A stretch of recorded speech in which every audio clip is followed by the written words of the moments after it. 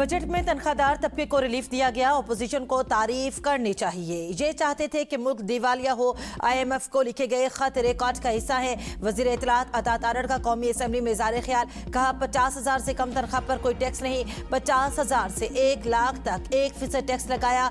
मुनसिफाना system लागू कर दिया। टैक्स न देने वाले का बोझ टैक्स देने वाला नहीं उठाएगा। फील्ड मार्शल की वजह से मुल्क में मौशी इस्तेकाम आया। आज गैर मुल्की ज़र मुबादला 17.2 अरब डॉलर है। टैक्स इस्लाहात का फायदा मुल्क के हर शहरी तक पहुंचेगा।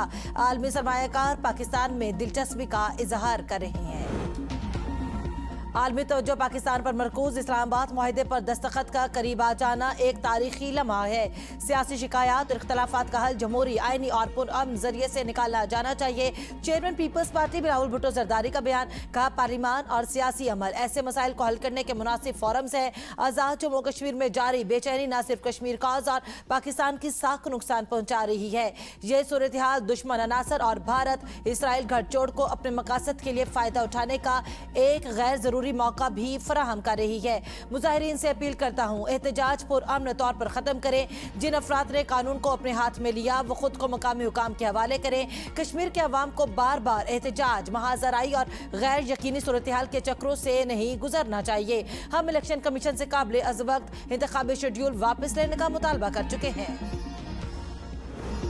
MQM पाकिस्तान में फूट पड़ गई। मुस्तफ़ा कमाल और खालिद मकबूल सिद्दीकी आमने सामने। मुस्तफ़ा कमाल ने प्रेस कॉन्फ्रेंस करते हुए कहा पार्टी किसी की जागीर नहीं, जिनसे हकूक लेने हैं उन्हीं से पार्टी सरबराह एक्सटेंशन मांगे तो क्या होगा। एक्सटेंशन वाला लीडर कौम को हकूक नहीं दिलवा सकता। चेयरमैन बनने का शौक है तो हमें कहें, हम बनवा देंगे।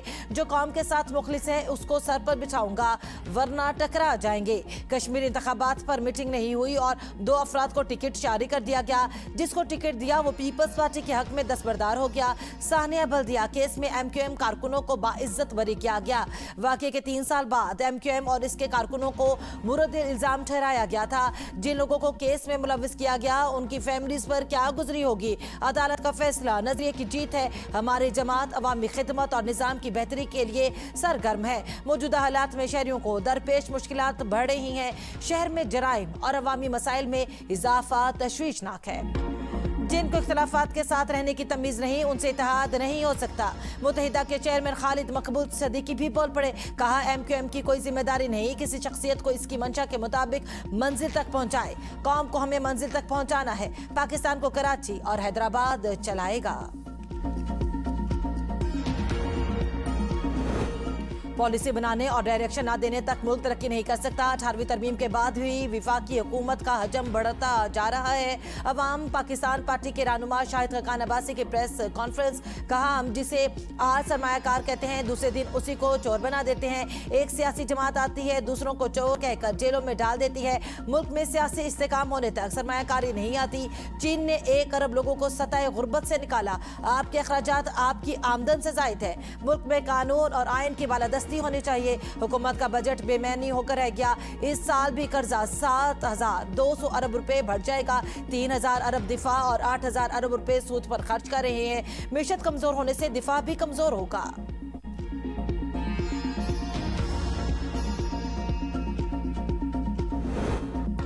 बजट में हमेशा कुछ नंबर्स और चीजों को मुस्बत बनाकर पेश किया जाता है।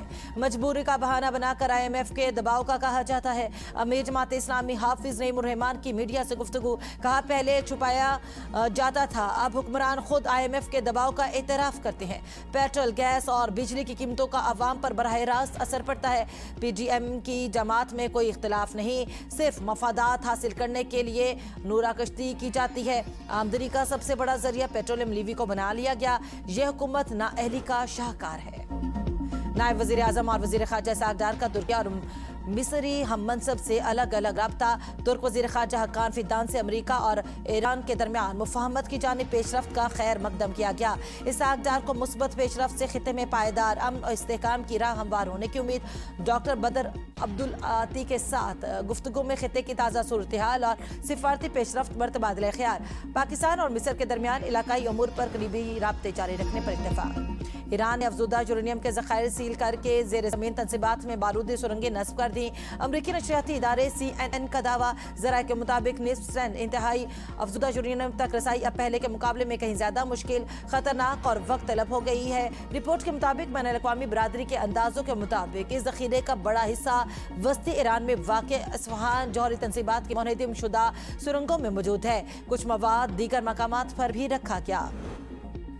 अमन की राह हमवार, अमरीका ईरान मुआहिदा तय पा गया, आज दस्तखत होंगे। अमरीकी सदर ने मुआहिदे की तस्दीक कर दी, कहा दस्तखत होते ही आबनाए हुर्मुज़ खुल जाएगी। ओबामा दौर का मुआहिदा ईरान के लिए जौहरी हथियार तक पहुंचने का आसान रास्ता था।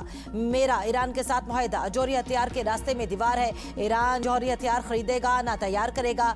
जब सुकून हो जाएगा तो मुनासिब वक्त पर जौहरी मवाद ईरान या अमरीका में तबाह किया जाएगा। ईरान को मुआवजे की अदायगी नहीं की जाएगी। ईरान के साथ हमारे ताल्लुकात साबिका अमरीकी हुकूमतों से मुख्तलिफ और बेहतर हैं। ईरान और पूरे मशरिक़ वस्ता के साथ तवीलुल मुद्दती ताउन के ख़्वाह हैं। उम्मीद है ये अमल जल्द और खुश सलूबी से मुकम्मल होगा। अगर ये अमल कामयाब ना हुआ तो हमारे पास आखिरी ऑप्शन मौजूद है। ट्रंप ने इस्राएली वज़ीर आज़म को भी डील से आगाह कर दिया।